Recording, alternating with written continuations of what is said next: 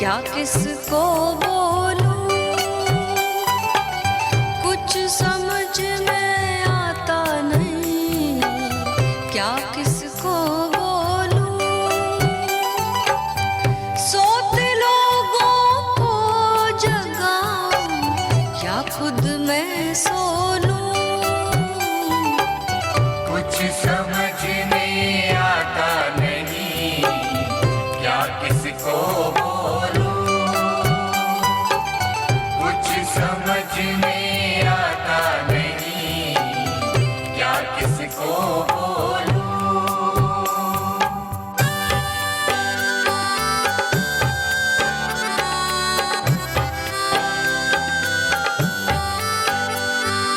चेहरे उदास है हंसने को, है मजबूर मगर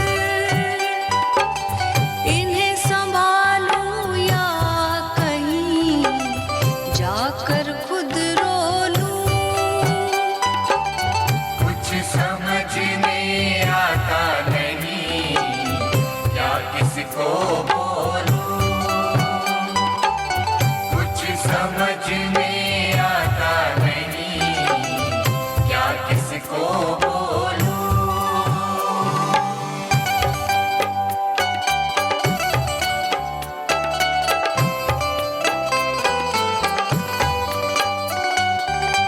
ऐसी ख्वाहिश नहीं बुत बन कर पूजा जाऊं, है बहुत संत की कुटिया की चौखट हो लूं। कुछ समझ में आता नहीं, क्या किसको बोलूं। कुछ समझ में आता नहीं, क्या किसको बोलूं।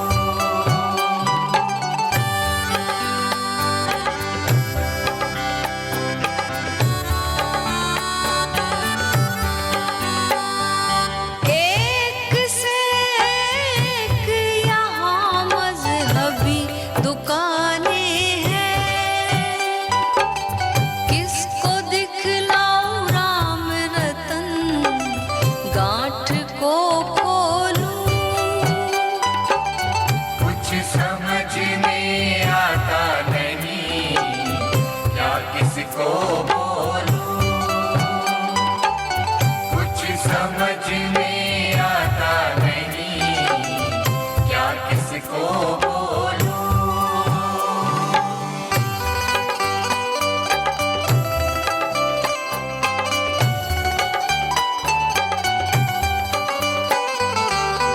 बोए हैं बहुत से बबूल दुनिया वालों ने, चलो पेड़ घर के पास कुछ आम के बोलूं। कुछ समझ में आता नहीं, क्या किसको बोलूं। कुछ समझ में आता नहीं, क्या किसको बोलूं।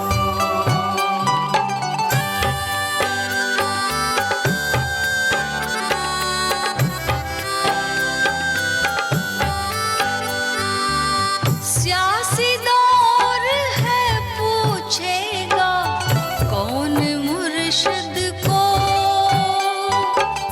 सोचता हूँ जरा दरिया के किनारे हो लूं। कुछ समझ में आता नहीं, क्या किसको बोलूं।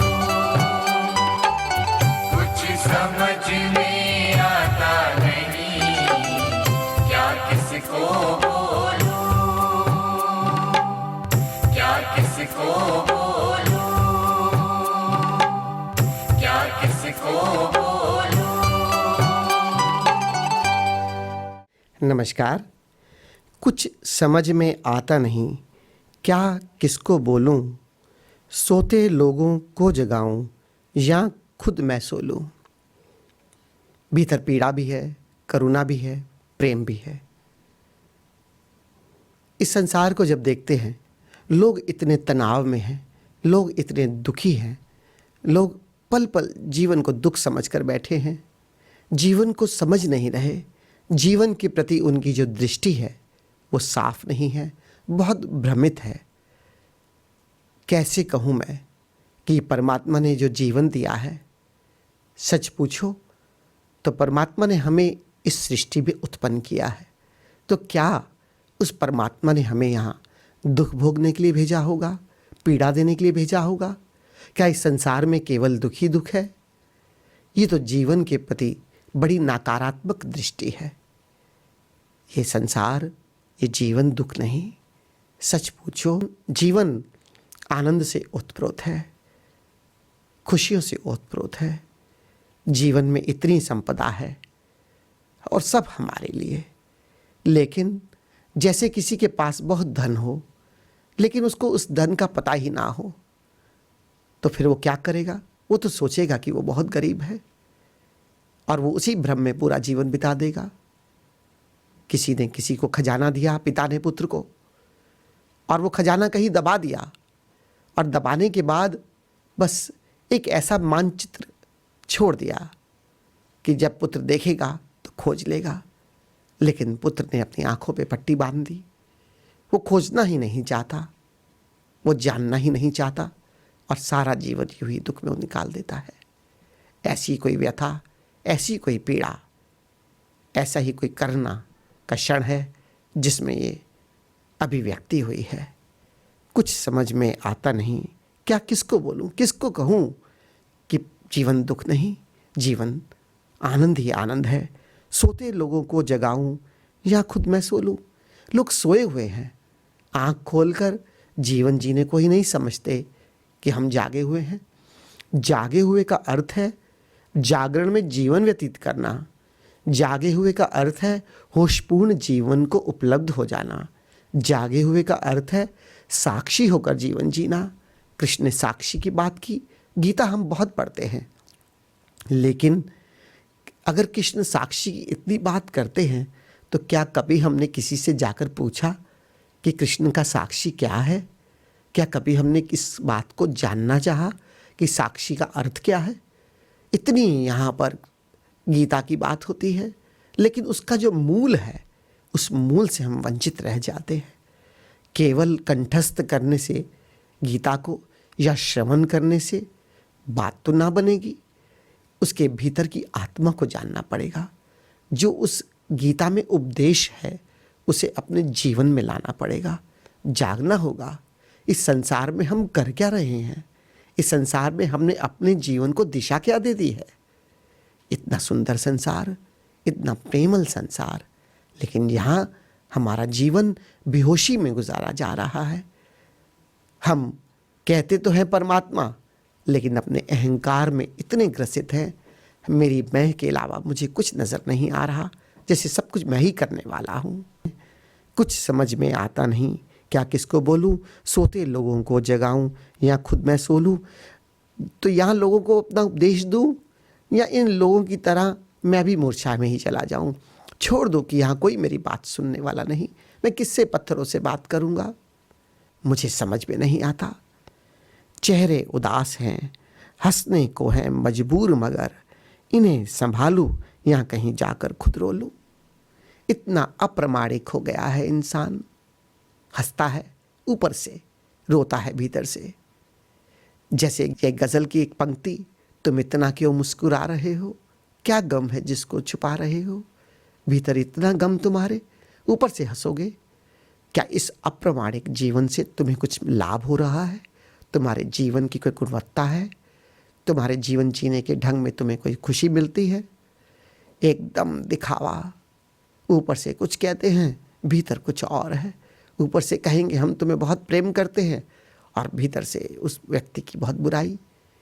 ऑथेंटिक बनो, प्रामाणिक बनो, यही सच्ची आध्यात्मिकता है। अगर प्रामाणिक नहीं हो तो आध्यात्मिकता दो कौड़ी की है। और प्रामाणिक वही जो मैं भीतर हूँ, वही बाहर हूँ। लेकिन ये खजाना मैं किसको बताऊँ? ये शूद्र किसको बताऊँ? यहाँ तो लोग ऊपर से हंसते हैं, भीतर रोते हैं। ऊपर से प्रशंसा करते हैं, भीतर शिकायत करते हैं। चेहरे इतने उदास हैं, मैं कैसे इनको हंसाऊं? इन्हें संभालूं या कहीं जाकर खुद रो लूं? तो या तो इन चेहरों को मैं हंसाऊं, उन्हें प्रामाणिक होना सिखाऊं, या खुद ही रोता रहूं कि संसार में कोई मेरी बात सुनने वाला नहीं। लेकिन रोने रोने में भेद है। संत के भीतर जब आंसू आते हैं तो पीड़ा के आंसू हैं, लेकिन संसारी के जो आंसू होते हैं वो दुख के आंसू है। संत कभी दुखी नहीं होता, लेकिन संत के भीतर करुणा जन्म लेती है। संत की आंखें नम हो सकती हैं, लेकिन करुणा में। और संसार अब आंखें नम करता है दुखी होकर, शिकायत होकर, अन्यथा की मांग करके। ऐसी ख्वाहिश नहीं बुत बनकर पूजा जाऊं, है बहुत संत की कुटिया का चौखट ही लो लूं। मैं कुछ जीवन से चाहता नहीं हूँ, मेरी कोई तमन्ना भी नहीं है, मेरी कोई ख्वाहिश भी नहीं है कि मैं रोते हुए चेहरों का हंसाकर मैं कुछ मान चाहता हूँ। मैं अपना सम्मान चाहता हूँ, मेरा नाम हो, लोग मुझे पूजें, ऐसी मेरे भीतर कोई कामना नहीं है। मेरे भीतर तो शुद्ध और शुद्ध एक ही भाव है कि मैं इस दुनिया के रोते हुए चेहरों को हंसाऊं, सोते हूँ को जगाऊं, और जीवन का सार क्या है वो बता दूं कि हम हैं कौन, क्या हमारा जीवन है। और चाहे इसको बताने के लिए मुझे किसी संत की चौखट का हिस्सा ही बनना पड़े, चाहे मुझ पर पाँव रख कर ही कोई भीतर संत के चला जाए, लेकिन मेरा जीवन सिर्फ और सिर्फ इसलिए है कि मैं किसी के काम आ सकूं, मैं किसी के जीवन को रूपांतरित कर सकूं, मैं अपने अनुभव से जीवन में किसी को मार्गदर्शन कर सकूं, किसी व्यक्ति का जीवन समृद्ध हो जाए, सुंदर हो जाए। एक से एक यहाँ मजहबी दुकानें हैं, किसको दिखलाऊं राम रतन गांठ को खोलूं। और कहते हैं धर्म के नाम पर अलग अलग दुकानें खोलकर बैठ गए हैं लोग। हिंदू मंदिरों में पुजारी या कथावाचक सिर्फ भ्रमित करने के लिए, या कहीं पर भी ऐसे ही दुकान खोलकर कि मैं हिंदू, मैं मुस्लिम, मैं सिख, मैं ईसाई। क्या परमात्मा ने धर्म बनाए? जागो, ये हमें भ्रमित करने के लिए नहीं है। अगर धर्म बने भी थे तो मार्गदर्शन के लिए, और धर्म सच में तो बने भी नहीं थे।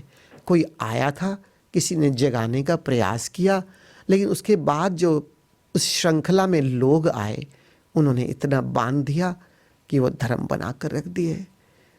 खुद मोहम्मद साहब आए, उन्होंने नहीं कहा कि तुम मुस्लिम धर्म बनाओ। यहाँ राम आए या भगवान शिव आए, उन्होंने नहीं कहा कि तुम हिंदू धर्म बनाओ।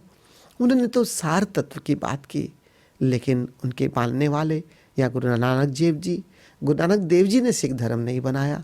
गुरु नानक देव जी ने तो सिर्फ ओंकार की बात की, ओंकार का दान दिया, नाम की बात की, एक ओंकार सतनाम है इसकी बात की। लेकिन आने वाली श्रृंखला में जो लोग होते हैं वो उन्हीं बातों को बांध कर धर्म का नाम दे देते हैं, और चलते चलते उस धर्म का सार तत्व खो जाता है और केवल बंधन बंधन रह जाते हैं। जागो, इन धर्म की दुकानों से जागो और सार तत्व को पहचानो। एक ही धर्म है और वो है इंसानियत, एक ही धार्मिकता है और वो है रूह को जानो, आत्मा को जानो, परमात्मा को जानो, और अपने जीवन को सुंदर बनाओ, जो जीवन प्रेमपूर्ण हो, जो जीवन करुणा से भरा हो। इसलिए मजहबी दुकानों से मुक्त हो जाओ। बोए हैं बहुत से बबूल दुनिया वालों ने, चलो पेड़ घर के पास कुछ आम के बोलूं। दुनिया क्या करती है ये तो देखता हूँ, लेकिन मैं दुनिया क्या करती है उसमें मैं तो कुछ नहीं कर सकता। लेकिन हाँ, दुनिया बबूल के बोती चली जाती है। मैं कम से कम अपने आंगन में कुछ आम के पेड़ बो दूँ, जहाँ पर कोई आए उस आम के पेड़ की छाया में बैठे और शांत हो जाए, उस छाया में बैठकर अपने चित्त को निर्मल कर दे। अर्थात कोई अगर मेरे पास आता है, मेरे पास बैठता है, तो कम से कम मेरे भीतर से तो प्रेम और करुणा बह जाए। कोई मेरे संपर्क में आता है तो थोड़ा मुस्कुरा दे। कोई मेरे संपर्क में आए, मेरे आम के पेड़ के नीचे बैठे, तो कम से कम उसे कुछ ऐसी खुशबू तो आ जाए जो आत्मा की और परमात्मा की खुशबू है। ऐसी मार्ग तो उसे मिल जाए जिस पर चलकर उसके जीवन के सारे तनाव मुक्त हो जाएं। इसलिए दूसरे बबूल बोते हैं उसमें तो मैं कुछ नहीं कर सकता, लेकिन मैं अपने आंगन में इतने आम के पेड़ लगा दूं कि वो उस आम की खुशबू से, मजरी से कम लोग खिंचे चले आएं और फिर आम की छाया में बैठें तो आत्मा और परमात्मा का ज्ञान लें। सियासी दौर है, पूछेगा कौन मुर्शिद को, सोचता हूँ जरा दरिया के किनारे ही हो लूँ। या फिर सोचता हूँ सब राजनीति हो रही है। यहाँ अध्यात्म में भी राजनीति को जबरदस्ती लाया जाता है। अध्यात्म तो अध्यात्म है, शुद्ध आत्मा परमात्मा की बात है, केवल भाव की बात है, भीतर के प्रेम की बात है। यहाँ राजनीति की कोई जगह नहीं। संत अपने मार्गदर्शन में राजनीति को कभी नहीं लाता। राजनीति तो राजनीति है। और ओशो बड़ी सुंदर बात कहते हैं दूसरे को बदलना राजनीति है, स्वयं को बदलना अध्यात्म है। अध्यात्म स्वयं केंद्रित का काम है। अध्यात्म में सिर्फ दृष्टि मुझ पर कि मुझे क्या करना है। अध्यात्म में दृष्टि ऐसी कि जो बस आत्मा और परमात्मा, मेरे चैतन्यता का मुझे पता हो और चारों तरफ परमात्मा है, मैं इससे घिरा हूँ और इसी की बात सच्चा अध्यात्म है। इसी का अनुभव सच्चा अध्यात्म है। इसी के मार्ग पर लोगों को चलाना सच्चा अध्यात्म है। सोचता हूँ जरा दरिया के किनारे हो लूँ। अगर लोग इसको समझते हैं तो ठीक है, नहीं तो दरिया के किनारे कुटिया बनाकर अपनी आत्मा में रमण करना, यही मेरा जीवन है, यही मेरा संदेश है। धन्यवाद।